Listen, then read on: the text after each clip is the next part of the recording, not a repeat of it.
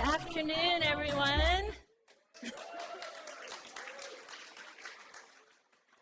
I can't believe it's already been a full year since we had Women's History Month last year in 2025, our first one. And I see this full room, and I'm just so grateful to all of you. Thank you so much for making the time to come out this afternoon to celebrate some incredible women in our district. You all showed up in full force to support and celebrate, and I really am grateful to you for that. I'm Supervisor Margaret Abe-Koga, and it's an honor to... Thank you. It's an honor to serve as your district supervisor for District 5. And I first want to thank our nonprofit partner, Valley Health Foundation.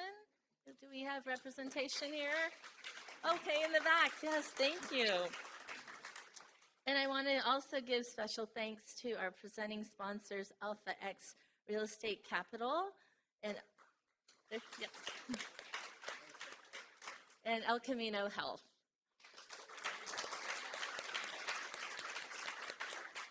Our platinum sponsor is the Community Health Partnership. Thank you. I see. And we have our gold sponsors, Falk, Humanize Her, and the Korean American Community Services, CACS. Thank you all. I started this luncheon last year because it meant so much to me to become the 5th woman to represent District 5. We actually have had the most women of all the districts, and to be the first of 2 Asian American women and the first Japanese American woman to serve on the Board of Supervisors. And I'm so grateful that we are joined here today by 2 of the women who helped make this possible. Please help welcome former Supervisor Dianne McKenna. She's in the house. Yes, yay. Thank you. And former Supervisor Liz Kniss.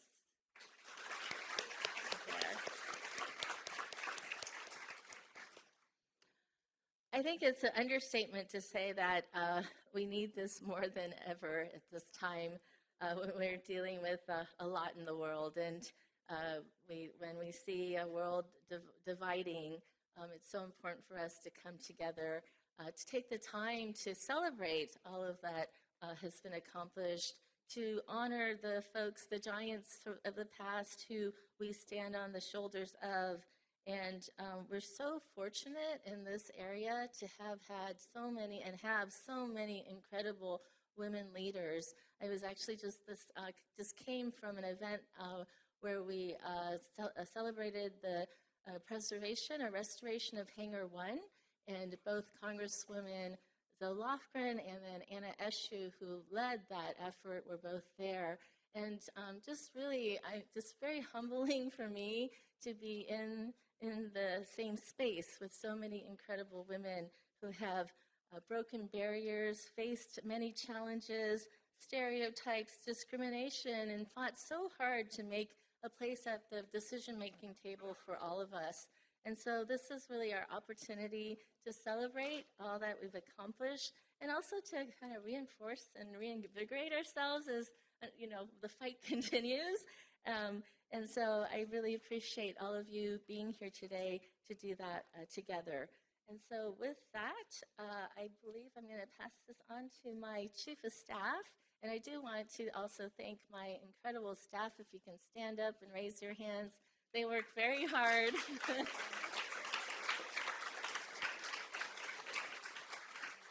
There's a lot that I want to accomplish, so I know I work them hard, but they're always up for the challenge, and I'm just really grateful to them. And I'd like to introduce my Chief of Staff, Yoriko, who will continue with the MC for today.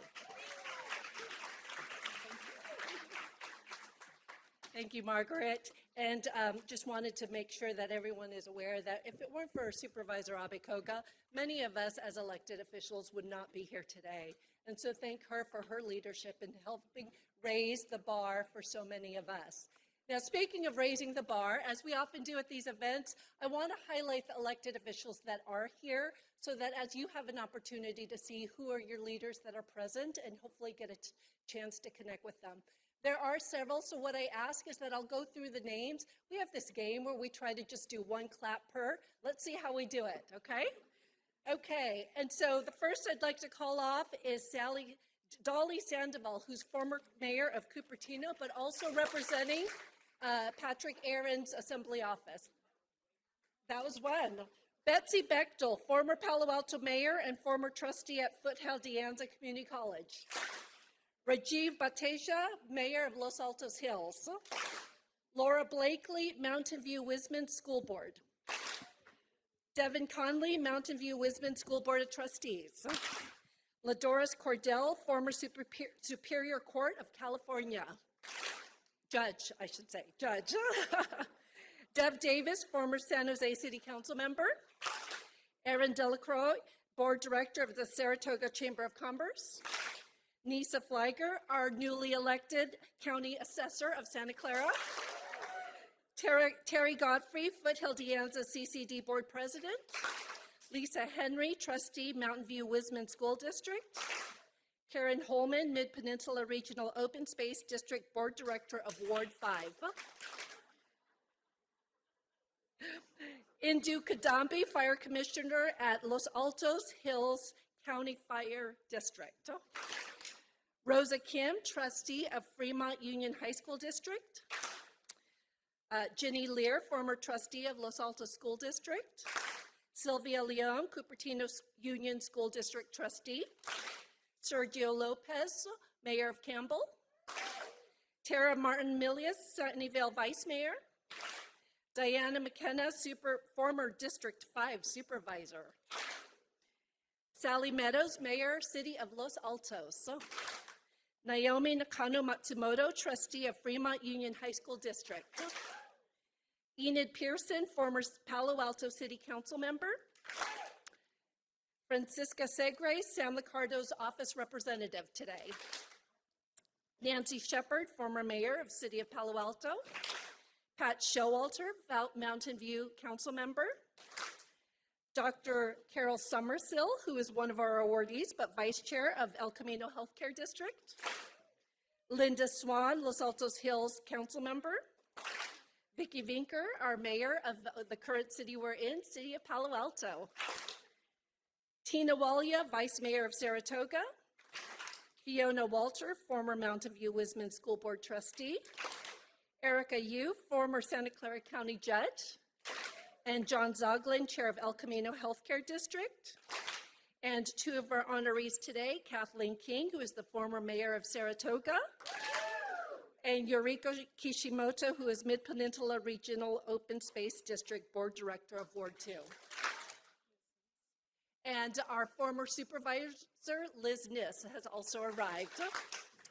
Thank you very much. That was very impressive. And so I am now going to ask our first presenting sponsor to join us as we announce our awards. Now, so what I intend to do is just go through the order of the former supervisors when they took office. In your program, either both in paper or the QR code, we'll have more information about each of the former supervisors that were highlighting and why we named an award after them. We do hope that you have a chance to read about them because they've done tremendous things. And we want to make sure that their accomplishments are highlighted and celebrated today. But with that, if I could ask Stephanie Yee, CEO of Alpha X RE Capital, to please join.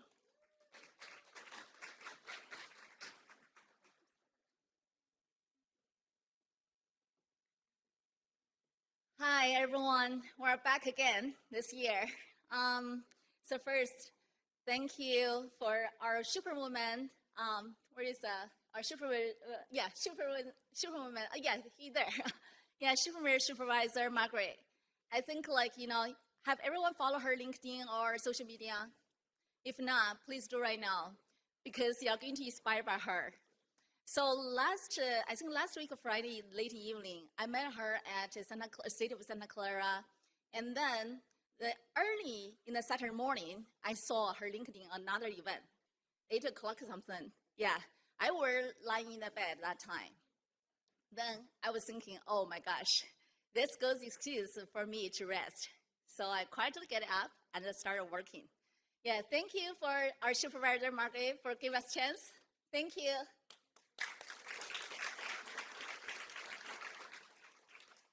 So I would like to welcome everyone here today and our leaders, advocates, community builders, and sponsors, supporters here. I think as we continue to fight for equal opportunity for women, but for my opinion, not only about opportunity, it's also about like mentorship. It's about like the support.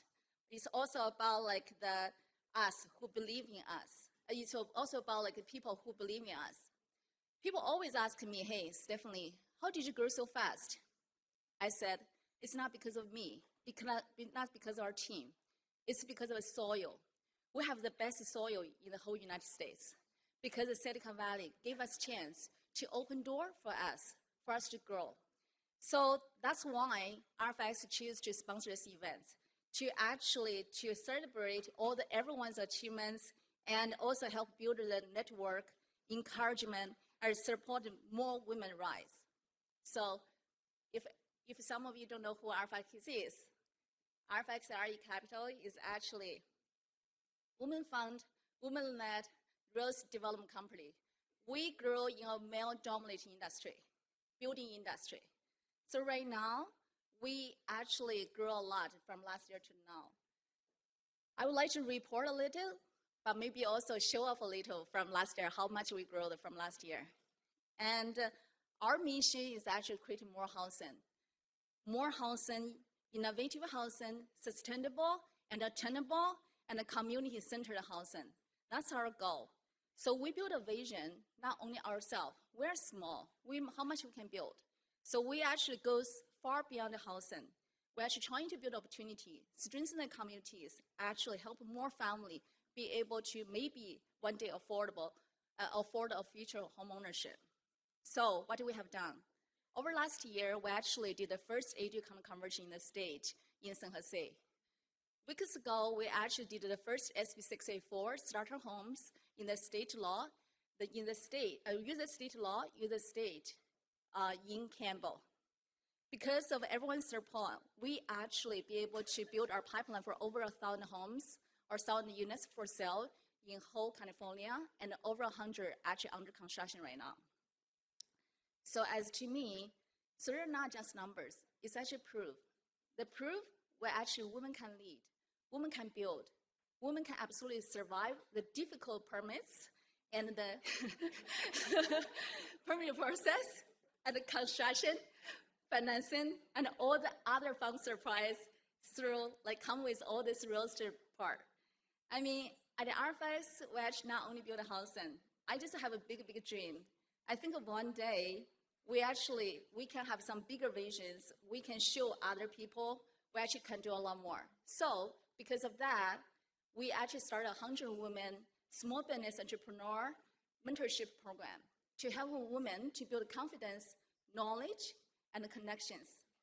I would also love to ask some of our women leaders, like stand up, who came together with me. Yeah. So we do have men in our company, by the way.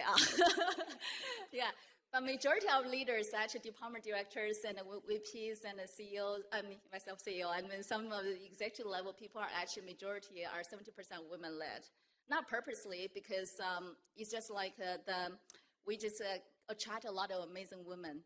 And the reason we do it right now, we feel like we want to set up some of the example for people, for young girls, for some of the women who are watching us. If they are able to see, okay, there are people actually doing it, there shouldn't be any of the limits for themselves. There shouldn't be any title they are actually set to.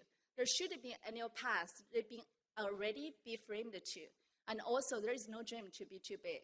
So look at us. We're already done so much. As women, we're able to build houses. We're able to build communities. Our leaders actually go beyond the housing. They actually go across like interior designers and also like restaurant. We actually help them to grow. This is not only within our RFX family. It's actually already beyond our RFX family. So I think like today, it's a true honor for RFX to be standing here to share our story and also to actually to be able to bring so many people together. Thank you very much. It's our honor to support this event, and also thank you all to open the door for us. Thank you all to welcome us and accept us. Thank you.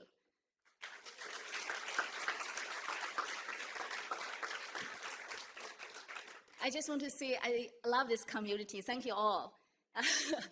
And we would like to introduce the 2026 Gerry Steinberg Justice in Action honoree, the Becky Bechitel, right? Bechitel. Sorry for that. Yeah.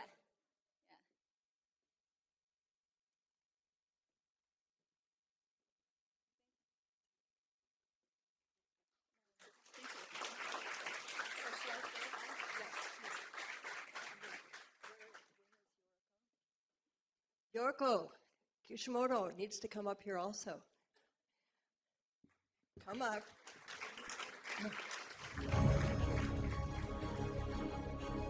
I am delighted to welcome you, and this is an honor that I won last year. Can everybody hear me okay? I found initially you couldn't hear terribly well. So I'm Betsy Bechtel, and I am a recipient, as Yoriko will be, of the Geraldine Steinberg Award. I worked as Chief of Staff for Gerry Steinberg, who was the first woman county supervisor in Santa Clara County. She broke that glass ceiling, and she was very instrumental in making such things as helping support Mid-Peninsula Open Space District, buying county lands, working in various systems after she retired to be sure that undocumented people understood their legal rights. She worked hard for those sorts of things. So now, let me tell you briefly about Yoriko. She is a longtime Palo Alto resident. She was on the Palo Alto City Council for 2 terms, served as mayor in 2007. And since then, she has been, since 2010, on the Mid-Peninsula Open Space District Board, representing almost the same, well, about 5 or 6 cities, including Palo Alto and Stanford and Mountain View and Los Altos Hills, et cetera, et cetera. So we are delighted to have her with us. She is also, if you notice, she's very artistic, and she is an artist. And I am delighted that she is a recipient of this award. And so I believe we now have a picture. And you say, so and who hands her the award?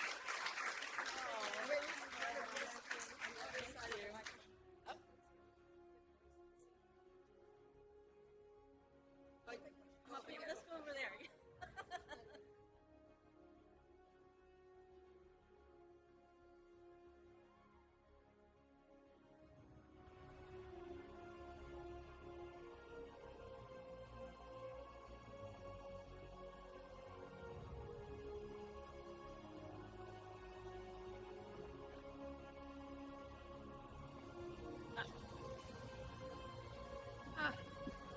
Good afternoon, everybody. Well, thank you so much, Supervisor Abe-Koga, for bringing us together to commemorate Women's History Month. It was truly an unexpected honor for me to be named the honoree for this year's honoree for the Gerald Steinberg Justice in Action.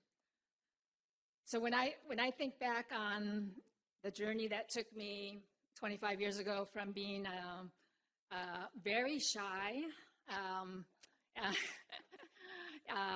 working mother, busy working mother, to running for public office. It is women who inspired me and who I always look to for help and to be my co-conspirators. Janet J. Foe wasn't able to come, but she helped me with my 2 campaigns. And as all the elected women know, or elected people know in this office, and maybe it's about half this room, it seemed like, elected office really gives you power.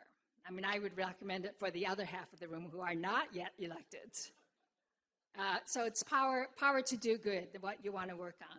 So I worked a lot on environmental issues, but also combining environmental issues with economic development. So my call to action as Mayor of Palo Alto was to build a green economy through innovation.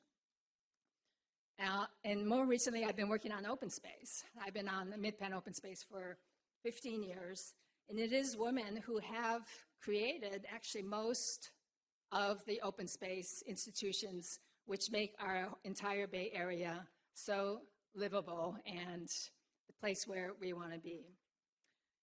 Enid Pearson actually has joined my table.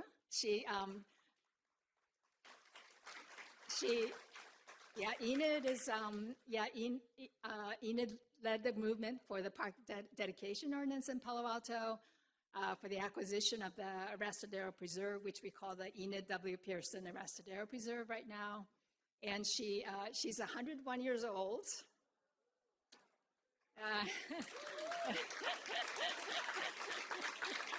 Yes. So thank you so much for joining me. Nonette couldn't come with me, but she started the Mid-Penn Open Space 50 years ago in her living room as a young piano teacher. And today we own 70,000 acres, 27 preserves that we keep for the public in perpetuity. So 3 Berkeley women started Save the Bay, and I'm proud to serve on the BCDC, Bay Conservation and Development Commission today. And I'll also mention Florence LaRiviere, who was behind the creation of the Don Edwards Wildland Refuge, the vast acreage there. So yes, thank you. Yes, truly the Bay Area was transformed with the work of these women. And of course, we can't forget Geraldine Steinberg that we just heard about. I mean, she was instrumental in kind of rational regional planning, Lehigh and Rancho San Antonio. She was a true visionary and wonderful stateswoman. I will try to live up to her standards. Let me just very briefly just introduce who else is on my table with me. It's Honorable Karen Holman on Mid-Penn board with me, and also former Palo Alto Mayor, Honorary LaDoris Cordell, the judge. Thank you for coming. And Rafaela Oseguera, who is the judge, budget and finance director, one of our best and brightest at Mid-Penn. And Cami Lowe, who serves with me on Save the Redwoods. And last but not least, but I want to just give a shout out to my wonderful family, my husband Lee Collins and my 2 daughters, Maya and Sasha, who came from Oakland and Seattle to be with me. And thank you. And they, yes, and they've been so supportive. They are always very tolerant of my nights away. I remember on my city council nights, I made a hasty dinner of rice and miso soup with tofu, and they somehow they survived. So today I just feel so blessed to be with such a family and circle of friends and community. And I guess it's really just to dedicate today, Women's History Month, to you, the next generation. Thank you very much.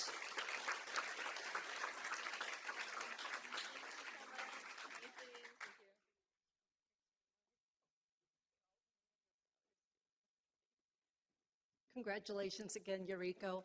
I should note that in addition to this, at the end, we will be sharing that we have certificates for each of our honorees from Assemblymember Ahrens, as well as Fiona Ma's office, who will be closing out tonight. Today. We won't stay here all night, sorry. Okay, and thank you, Stephanie and Betsy. It's an honor to host you again. Moving on to the Becky Morgan Visionary Award. You will note that there are books on your table from Becky Morgan as a gift, and I'd like to ask Erica Lockheimer to join me at the podium.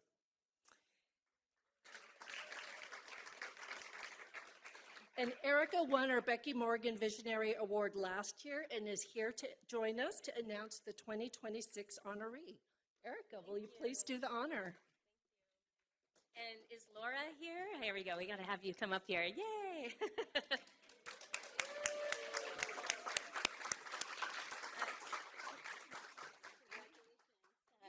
We got the memo. We look good together.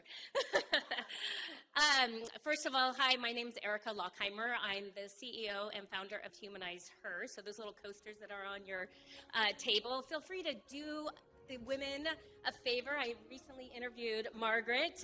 Like and subscribe on YouTube. So I've been in the tech industry for 30 years, and I decided to quit my job and focus on elevating women's voices on this podcast and community. It was the scariest time in my life. But last year when Margaret and her team recognized me, it was a moment that I was doing the right thing. So I just want to say, looking at all these beautiful faces, so many women in a room, this is what community is about, and supporting one another. So thank you to all of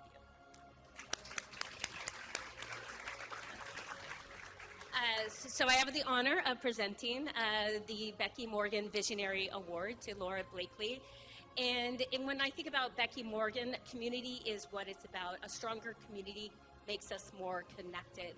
And so it's a super honor to have the spirit of this award go to Laura. And so I had a good time researching you a bit. You're super phenomenal. By the way, she's super smart also. She graduated from Yale University and got her law degree at Berkeley. No small feat, so congratulations. And Laura is a partner of GCA Law Partners here in Mountain View, and she freely and wholeheartedly for the last 2 decades has been helping not only our community of women, but our children.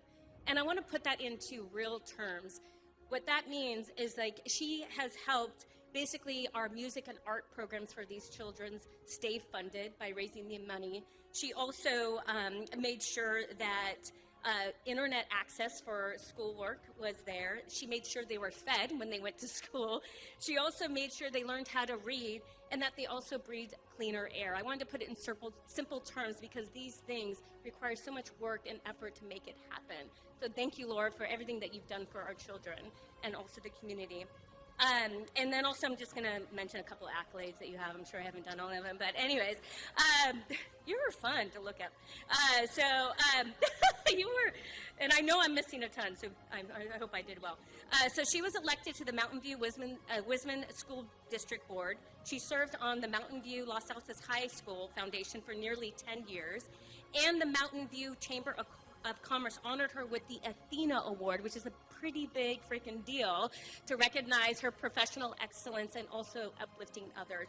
So with that, I have major gratitude to all the work that you've done and to you, Laura Blakely. We'll do the photo up here. Oh, take a picture.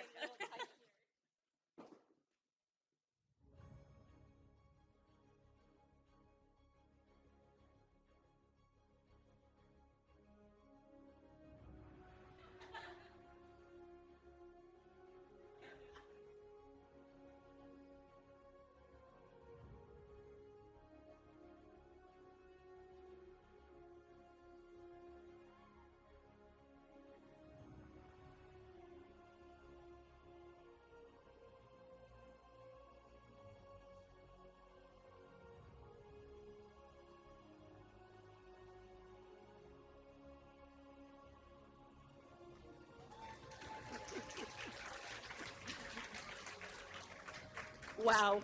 Thank you, everyone. It's a true honor, and this was completely unexpected. I have tremendous gratitude to be standing here before you all today as the Becky Morgan Visionary Honoree. I'm just like, wow.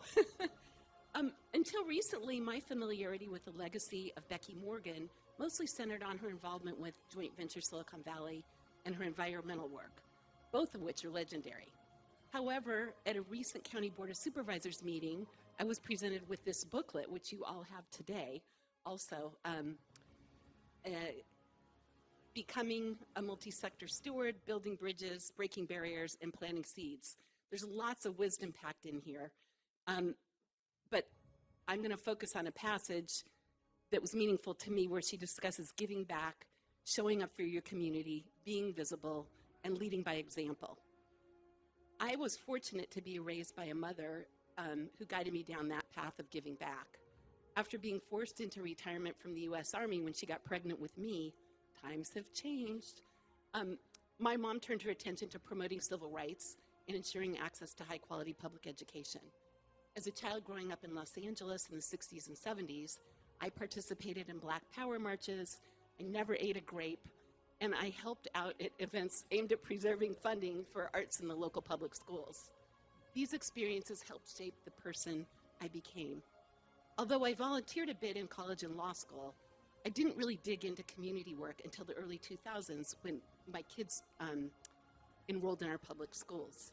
I loved the diversity and community involvement embraced by their Title I elementary school, where I helped out in the classroom and got involved with the PTA, Site Council, and Ed Foundation boards. A few of you may have already heard this little story about a student whom I helped. He was a Spanish-speaking newcomer who showed up in the middle of the year, and the teacher asked me to help him with his science report in Spanish. She spoke a little Spanish and was going to have him prepare that in Spanish rather than try to do it in English when he knew none. So I helped him do research, and he wrote his report on el búho, which is the owl. Our paths did not cross again until 5 years later, when he received the Most Improved Student Award at the middle school graduation. And after that, he shyly came up to me and asked, "Are you the mom who helped me with el búho?" You can't imagine how his success touched me and drove home the fact that every small action we take, every seed we plant, can have tremendous impact in the future, even if it's just on one individual. It takes a village. Investing in education and promoting community have been guiding principles for me. Improving outcomes for all students is why I served 8 years trying to improve public education for all students in our community on the school board, and ran countless successful parcel tax and bond measures campaigns to generate more money for our schools. It's why my favorite part of serving on our Chambers board has been helping promote our Scholarship Mountain View program that opens doors for deserving youth in our community. And it is why I still help out with a third grade class at our district's only remaining Title I school. Working with Latina community leaders, a few of you who are here today, whom I met at our schools, form a nonprofit community land trust aimed at providing stable, affordable, long-term housing and preventing community displacement, helps them achieve their dreams, and lifts up everyone in our community. All of this work gives me tremendous joy and satisfaction, and hopefully plays out meaningfully for all of our students and our community. I gratefully accept this award on behalf of all the teachers and all the remarkable women leaders I've been fortunate to work with who, like Becky Morgan and Margaret Abe-Koga, and so many of you here today, I could just start naming names, along with all your supporters and fan clubs, continue to give back and show up for your communities. You make a difference. Thank you.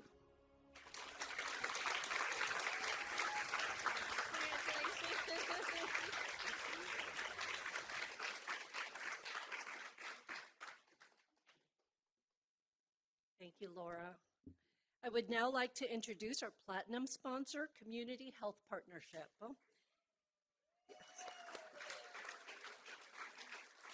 And joining us to present the Dianne McKenna Shield of Hope Award is Community Health Partnership CEO Dolores Alvarado. Dolores, if you could please join me at the podium.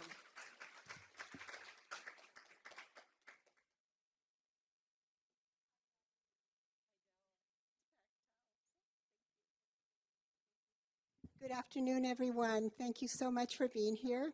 My name is Dolores Alvarado. I run an agency, a nonprofit regarding advocacy for healthcare. So timely, right? So we're working 7 days a week.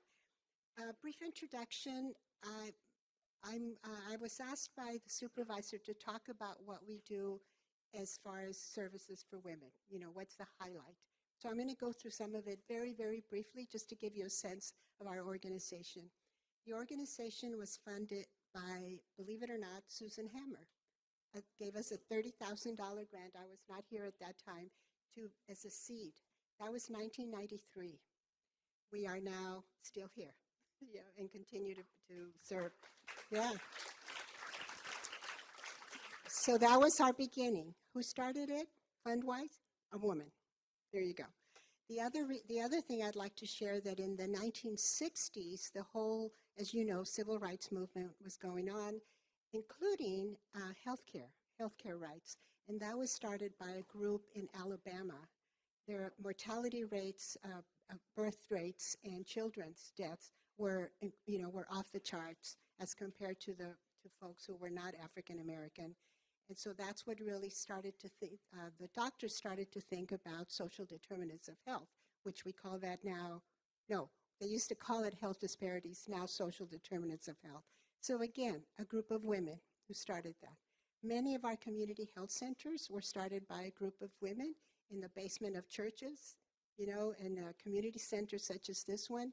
So we have a long history.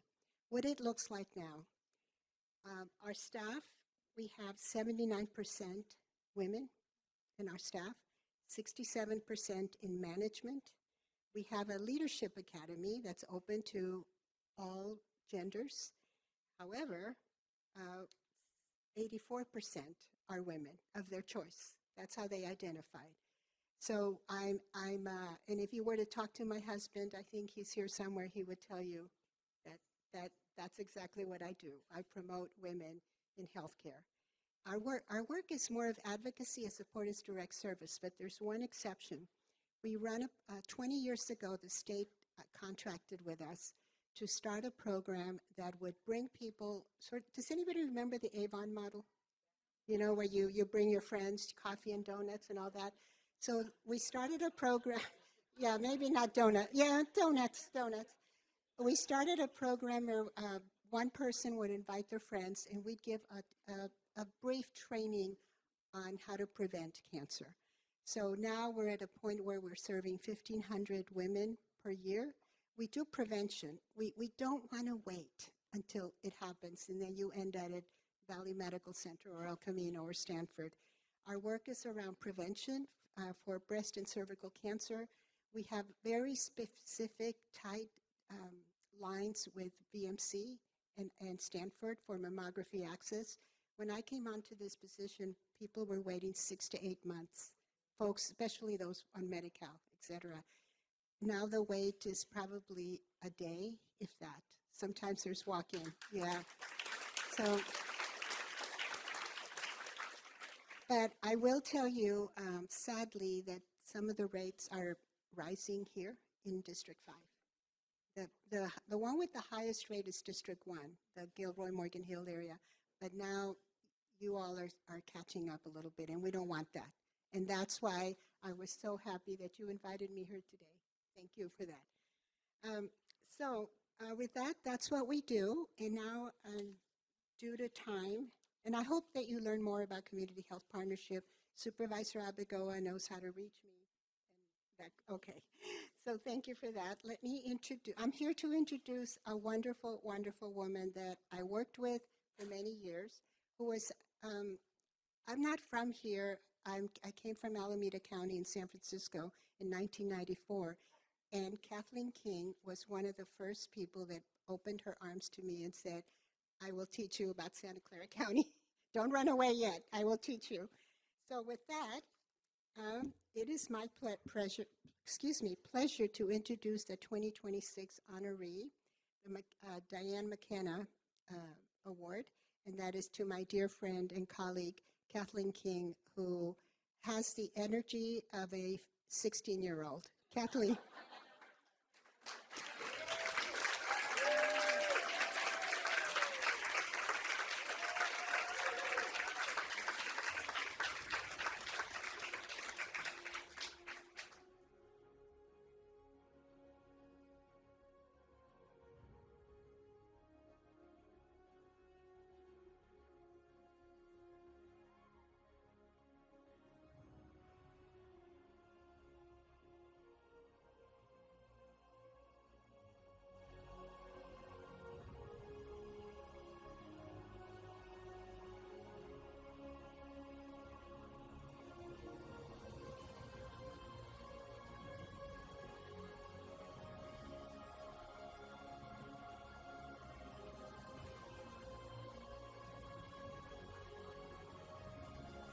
And I want to make sure that everyone is aware that this is the Dianne McKenna that we are naming the award for. I do apologize. I got too excited, and I'm sorry for that.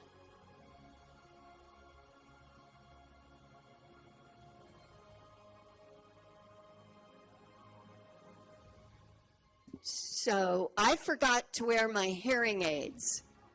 So if I yell too loud, I'm sorry. I should have worn them. But some at my table forgot theirs also. So thank you from the bottom of my heart, Margaret, for this. It's choosing me for the Dianne McKenna Award. And wow, this event is almost as big as a reunion of my family. And I so appreciate all my friends being here. So someone told me, be brief, be brilliant, and be gone. But I can't, Laura was here first. I can't do the brilliant. Oh, thanks. I was just, yeah. I can be brief, I can be gone, but I don't know about brilliant. Many of you know my public life has all been about children. You may not know that my big dream was to start a children's hospital in San Jose after my son had two bone marrow transplants. And sadly, I was not successful, but I got to be there at the beginning with the Healthier Kids program, which helped get all children insured with health insurance. And at the beginning, we were the first, thanks, I'm not, we were the first county in the nation to do that. And at the time, 1 out of every 5 children in this county did not have the health insurance. And now we're at 98%. Pretty amazing. And children are they're 25, almost 25% of our population, but they're 100% of our future. And Lillian Katz said it better than I did, that all children are all of ours. Because when our child needs a surgery, it'll be someone else's child doing that surgery. And so we have to treat them like they're all of ours. And I so admire Dianne McKenna. I've always kind of been intimidated. And she's so friendly. I don't know why. But Dianne received a master's degree from San Jose State University in urban planning, applied to the Sunnyvale Planning Commission twice, and was turned down twice, even with her qualifications. So did Dianne quit? No, of course not. She ran for city council. She was mayor twice, and then she went on to be a supervisor. She did a lot around transportation and other critical county functions, but what I care most about is Dianne was a founding member of Kids in Common. And in 1994, she initiated the School Link Service Plan to deliver comprehensive county services to school sites. Yesterday, I got to hear from Margaret and Betty. Nina put this on at San Jose State, and they were amazing. They spoke about how they had to help their parents who didn't speak the language when they moved to the country, and they had to not only interpret what their parents needed, but negotiate. Margaret had to follow up on invoices, so now I know what to do when I don't get paid from someone. Linda? No, Linda always pays on time. No, Linda always pays on time, sorry. They learn to survive and thrive, pivot, and write their own playbook. These are their words. They both said that their most important job is to be a parent. And fortunately, we have 5 supervisors that feel that way. So I feel even in tough economic times, I can count on this county supporting children. From Liz Kniss, who's here, I just want to thank you for all the parks you gave Saratoga City. We got more than our fair share, and I'm very happy about it, Liz. And I'd like to acknowledge Betty. Morgan. She does so much around building bridges, as Laura said, removing barriers, and fostering collaboration through multi-sector stewardship. Unfortunately, AI wrote that, so I can't read it. I didn't write it. Anyway, and the stories in the book are very enjoyable. We would all recognize them. If you didn't get a book, let me know. I have lots. I hope you learn as much as I did from Becky's book. So I may not have been brilliant here, but I spoke from the heart, and that is the closest I can get to brilliant. Sorry, Laura, yours was much better.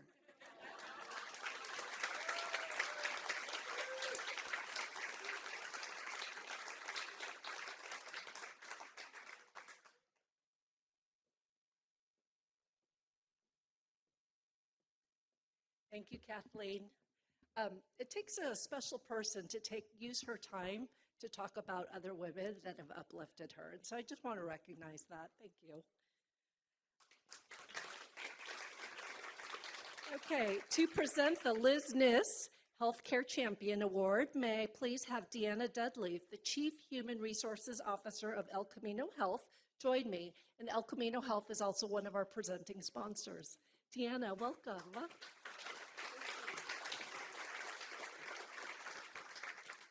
Hello, good afternoon, everybody, and thank you so much for letting me join you this afternoon. And again, congratulations to all of the award winners this afternoon. This is such a beautiful venue. Looking out over your faces, it spurns inspiration, achievement, hard work, and just where we've come. And so thank you. A little bit about El Camino. As many of you are familiar with our hospital system, we are, sorry about that, a local governed community health provider. And we were founded by residents who came together to increase access to care. This includes a critical focus on women's health. Last year alone, El Camino Hospital delivered 4,751 babies.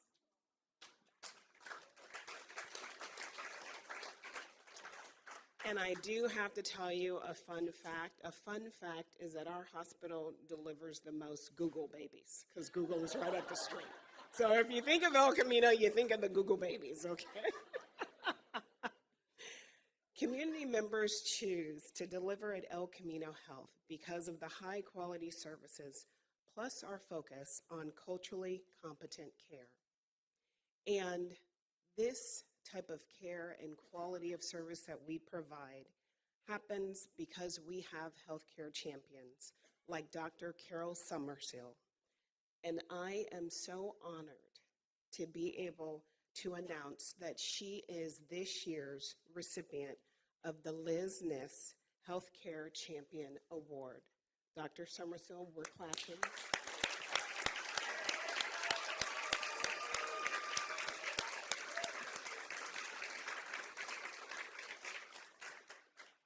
Before I invite a couple of others to join me, I want to tell you a little bit about Dr. Somersille.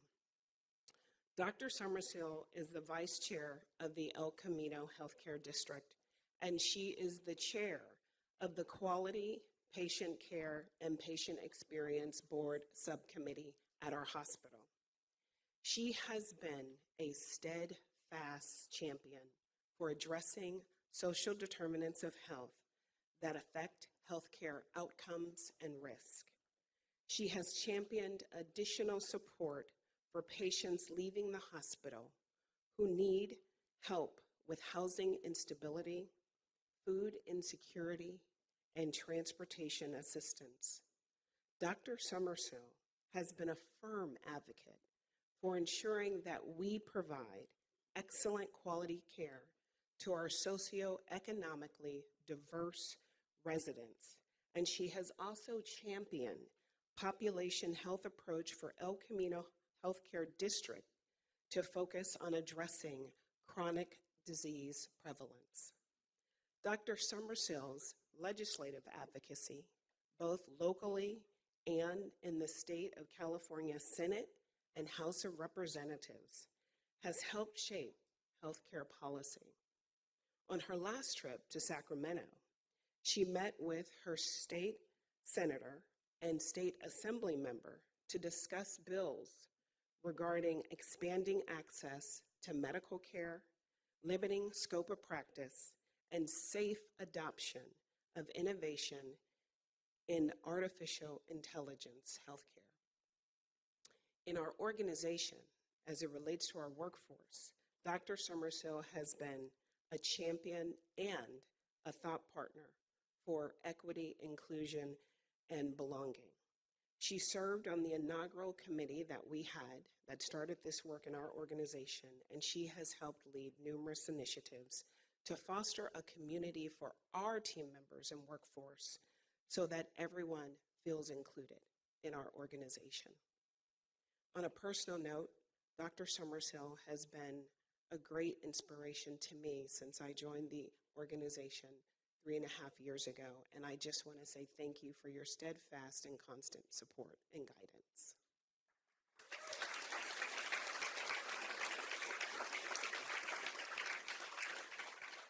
At this point, I would like to invite former Supervisor Kniss to the podium and our 2025 Women History Month Luncheon honoree, Sarita Cooley, to the podium.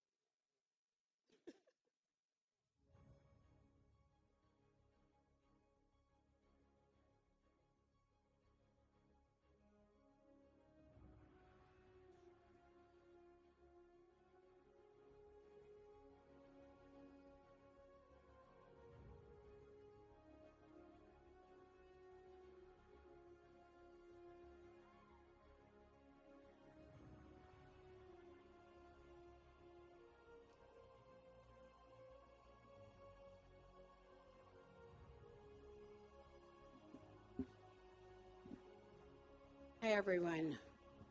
It's a pleasure to see so many people who are involved in health care, provision, and so forth. It's just amazing. So we're all told to just keep it short, which we'll do. But for me to see this many people who are involved in healthcare in some way is really heartwarming, because it is so difficult sometimes to get what you really need. And we're talking about somebody who has worried about this and has fashioned her life such that she makes sure that the healthcare needs are met. So this is a very impressive. Come on over, we're talking about you. So Dr. Carol and I spoke just briefly beforehand. We didn't know each other. It's not like, what's my line? It's, we hadn't known each other before, and we have a great deal in common. So for those of you, who are youngsters and might even remember when Roe v. Wade was something different than it is now, I give you somebody like Dr. Carol, who understands what the olden days were like, as well as the new days, which sometimes aren't quite as palatable. So thank you all for being here. It's a good place to gather together, and it's nice that you're all together. And thank you again, Dr. Carol, for what you've been doing. Thank you. Are you talking as well? Yes. Great.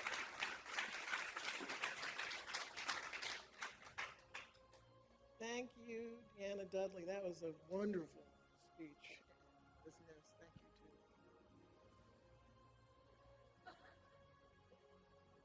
And thank you, Supervisor Abe-Koga. This was really unexpected honor. Veritas. As I accept this award, I reflect on why I was called to public service. My mom called me here. She devoted her life to advocacy for those in need.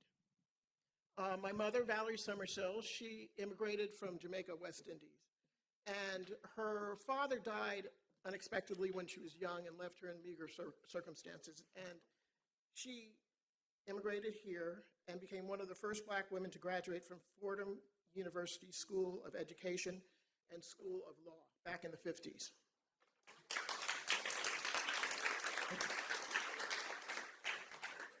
Growing up, she held meetings at our house with the women in the neighborhood.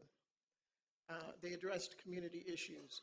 And I have fond memories of being under the table, playing with my blocks and playing with my dolls as they discussed what they were going to do for our community and talked. In the early 60s, 70% of low-income women in our town worked, and yet there was no licensed daycare for them.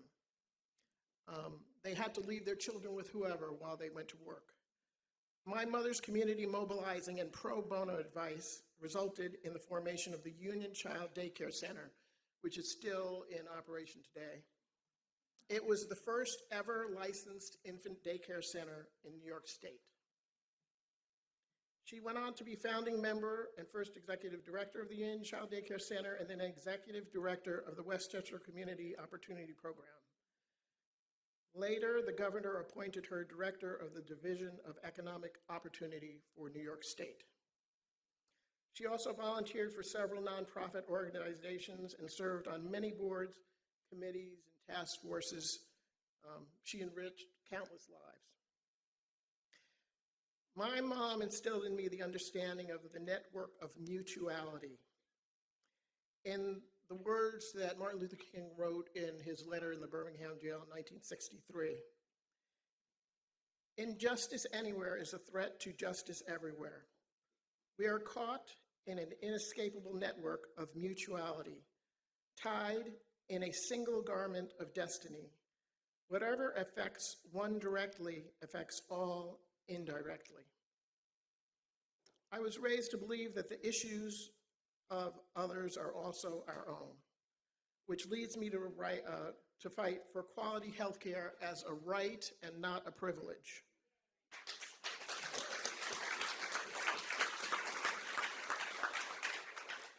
I am proud to represent a healthcare district that understands the network of mutuality, and it's devoted to providing quality health care to all of its residents. I'm also proud that my daughter, Lauren Somersille Sibley, is shaping into a woman for others. Amidst her accomplishments as a mechanical engineer, she values community service by volunteering consistently 1 day a week at Hope's Corner nonprofit in downtown Mountain View.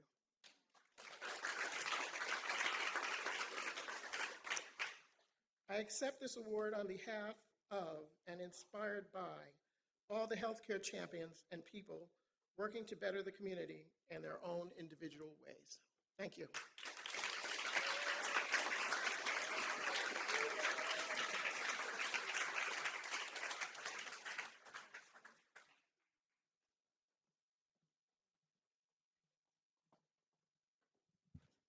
Hello again, everyone. We're here at our final award, which this is always a little hard for me to say, but it was named after me as the 5th female supervisor of District 5.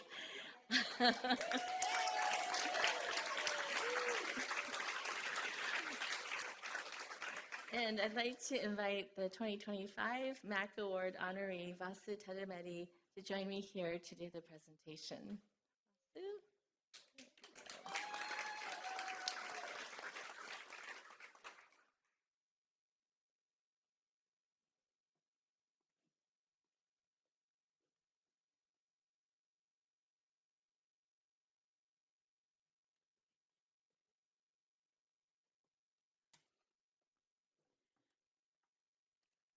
Hello all, my name is Vasundhara Tadimeti. Great afternoon to you all. I've been here last year in this wonderful space receiving an award for community impact for District 5, and I actually prepared a speech so I could introduce my, Maureen Heath, all about her and then why this award is so important in creating a better community in District 5 and beyond. I want to thank Supervisor Abe-Koga for creating a space here for all the leaders to come together, for women to be here and to hear their voice, to hear their stories, and how far we have come. And then our goal is support one another. In District 5, being a community impact advocate or a leader, I have come across many wonderful people, whether men or women. A lot of people are behind us, supporting us and walking us all the way. And then one thing I realized is a lot of times we women face is when we have a conflict or when we have a story to tell, we wanted somebody who listened to us, who are understanding without judging us. And I wanted to thank Supervisor Abe-Koga and her team, Mariko Sayak, who are always there. When I have a story to tell, I have an interesting update to share, they are always there to hear and to give support whenever I need. And on this occasion, I wanted to tell one thing, which is, I felt it is important to share. So we need to be reminded we need each other. We should not be judged for how long we carry a secret or how long we have been silent. But we need to be honored for the courage it takes to rise, speak, and move forward. As long as we are courageous, we are brave, we are building a community. Thank you. And then now about Maureen, Heath, a wonderful woman I'm honored to introduce. Maureen is a perfect example of this commitment. Through nearly a decade of service, she has become one of county's most dedicated champions for older adults, individuals with disabilities, and caregivers. Maureen advocates for our aging population at multiple levels of governance, elevating their needs and driving practical, community-centered solutions. What stands out most is not just what she does, but the consistency, compassion, and care with which she does it. She holds true to heart the belief that every individual deserves dignity, independence, and the ability to thrive in their community. As women, when we see each other lead with that kind of purpose, it doesn't just inspire, it strengthens all of us. And everyone in this room, I hope the women stepping forward and leading the future. Congratulations, Maureen, on this well-deserved honor.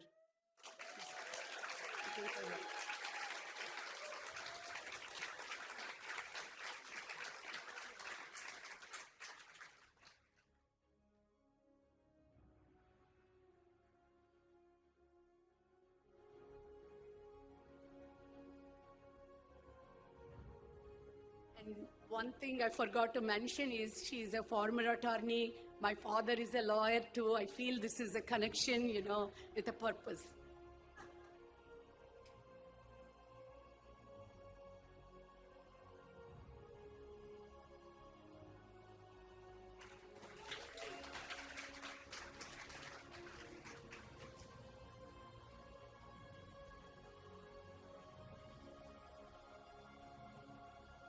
Thank you, Supervisor, for this honor. One of the first questions I actually just wanted to tell you a little bit about myself when we first met. And I said, I'm passionate about human rights and older adults so that they can thrive and live independently in their community.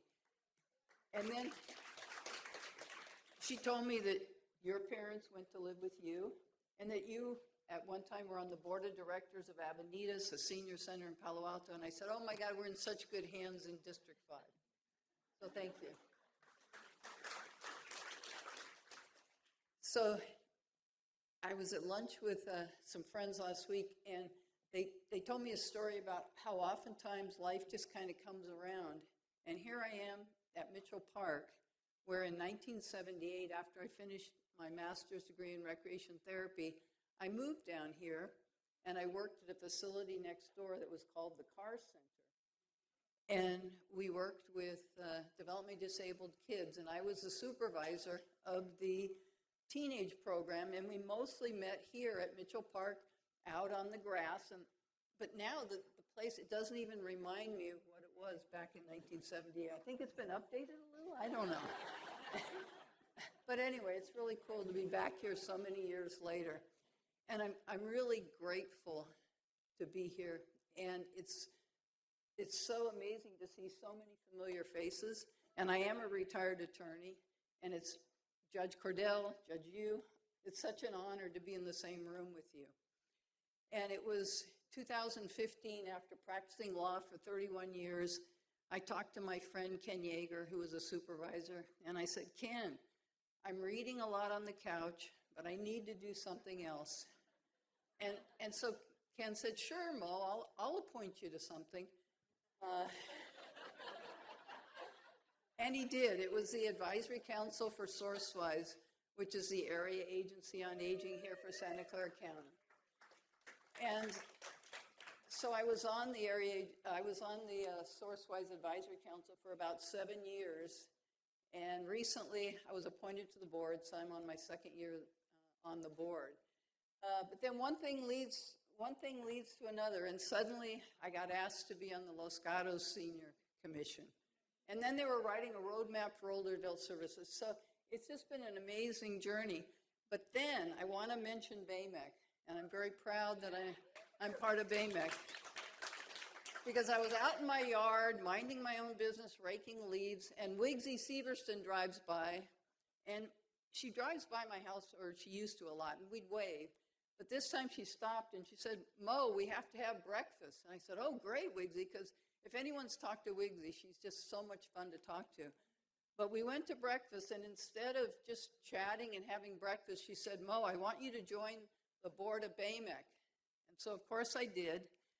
And I've been on the board now now I'm on the advisory board, but it's been such an honor to serve with Drew Lloyd, who's here, the president of BAMEC. You're part of my chosen family. I love you, Drew. And at my table is also Shirley Loffer. She's on the Advisory Council for Sourcewise, such a smart woman. And thank you for editing everything I ever wrote when I was the chair of the Advisory Council. And standing over there is Tyler Taylor, and I think I met you when you started RIDE. And I had pizza with you and Joe Samidian at the Los Gatos Senior Center when you were launching RIDE. And of course, there's Annalisa, who's the CEO. Thank you for being here of Sourcewise. And I met you when you were an area planner. That was like 2018. And I just want to, is Gail here? You were the one who said, Mo, you've got to join the Santa Clara County Senior Commission. And so thank you all for being here. And I really look forward to seeing you all next year. And thank you for what you do in the community. And sometimes when you do volunteer work, you think, well, am I making a difference? But we're all making a difference, especially what we hear every day in the news. We have to be optimistic and work together. Thank you so much. Thank you.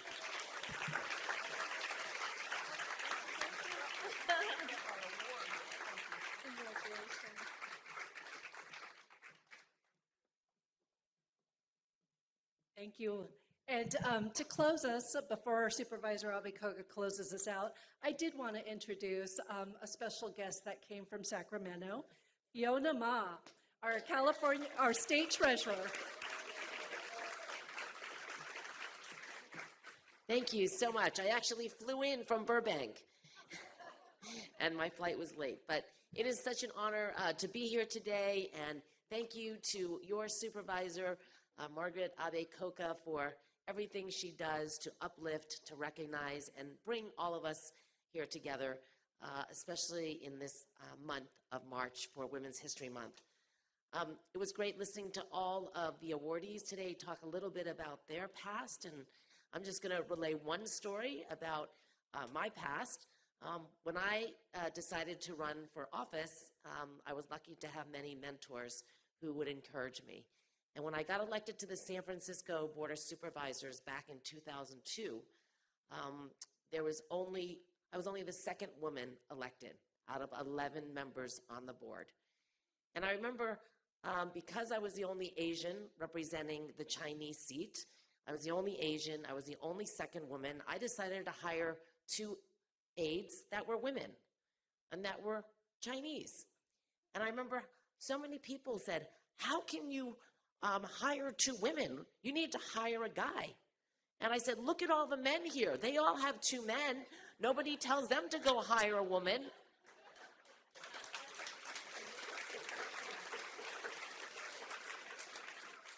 And I just want to say we've come a long way. Like here on the Santa Clara Board of Supervisors, there's 4 women and 1 man.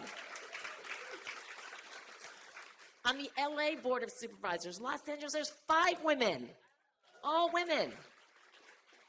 And we finally had our first woman run for President of the United States, the highest office in this nation, Kamala Harris. So we're getting there, but we're not there yet. And I think you have to be deliberate, you know, as a woman leader in positions. And I just want to recognize Stephanie Yee. I know that she spoke earlier and I missed her speech. But when I first met her at Alpha X, I was so impressed with the quality and the amount of women that she had in leadership as well as staff. And she has really given these women a ramp to be movers and shakers and to be leaders in their own right, because she is not jealous, because she believes in collaboration and lifting other people up. And that's the spirit of this event and this month. So, as Eleanor Roosevelt said, the future belongs to those who believe in the beauty of their dreams. Today we celebrate the women who believed, the women who broke barriers, and the women who continue to lead and lead California forward every single day. Congratulations to everyone, and thank you, Margaret.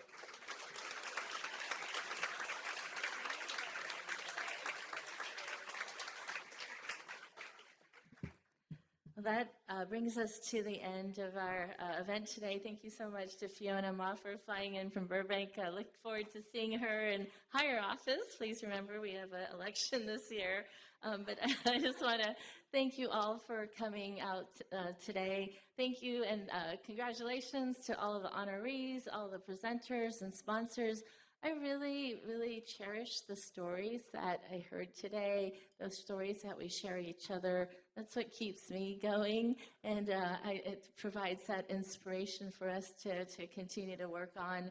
And so I really am grateful to all of you for coming together today to share this moment, this space together. And I just can't express how grateful I am to wake up every morning and get to do this job that I get to do and serve this incredible community. So I just want to thank you all for your support. Happy Women's History Month.